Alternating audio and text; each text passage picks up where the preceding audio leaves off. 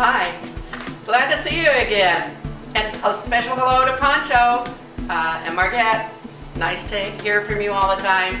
And today we're going to talk about the problem that many people have by not changing the values of their painting from softer in the distance to remaining bright in the foreground. Now, here are two that I've completed that have no value change. And if you look at this one right here, the color of the pasture, while we can't see the detail, it's the same color as in the foreground, which is not correct. If we look at this other picture here of the stream, the background greens are exactly the same color as the foreground greens, but that is not correct. To show you the correct ones, in this case, the mountains recede, and in the painting directly behind me, you're going to find that they also recede. So our lesson today is learning how to move them back after the painting is finished. Enjoy. All right, this is simpler than you might think. I'm going to take a little dab of white, and I've got a dry brush. And I'm going to take a little dab of blue, because blue is normally the color of the horizon, and in this case, or of the sky, and in this case the sky was blue. So I simply have a little bit of white and a little bit of blue on a dry brush. So now I'm going to put the blue and the white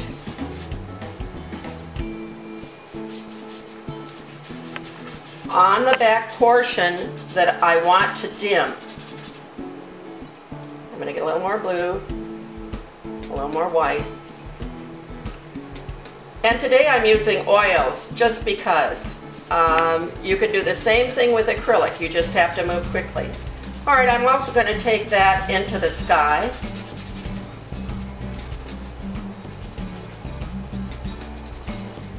All right, with that done, now I have my soft paper toweling, and I'm going to wipe it off.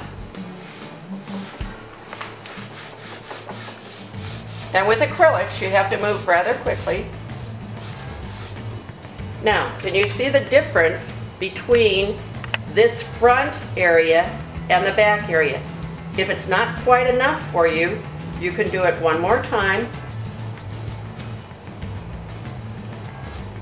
Now you can also do that with glazing, where you would take, with oils you would use a product called liquid, or with acrylics you can also use a dull Damar varnish.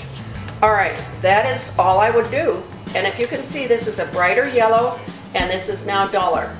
Okay, let's go on to the next one. Now you have to remember what it looks like before and after. Okay, here's the before. All right, I'm going to take the white. Notice how this green is the same color as this.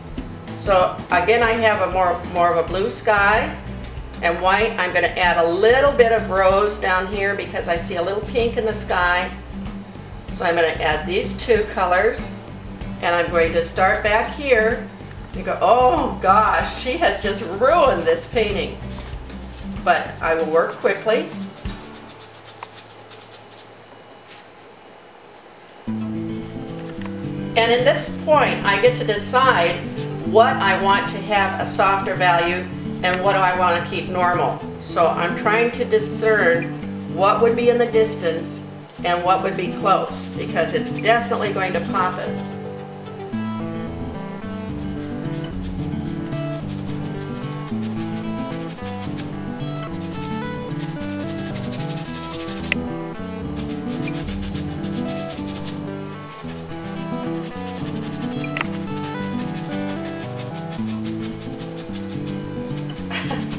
It's pretty simple, isn't it? It can be rather scary when you say, why did I make it all the same color of green from the top to the bottom? It doesn't look like it's far away.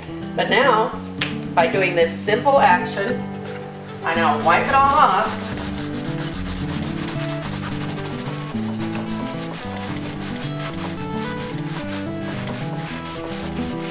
And then throw away the painting. No, I'm just kidding.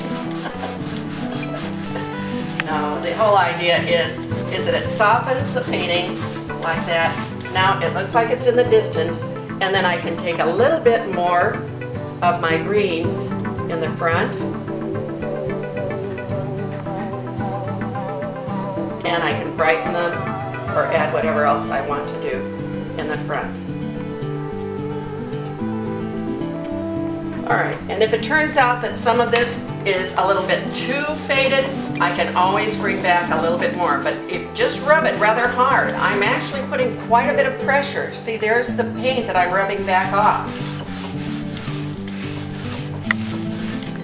Now, it definitely looks like it's in the distance. Would you agree? See how these look closer? This looks a little closer, and all of this has faded back and definitely looks different than the front. Okay, that's all. Happy painting!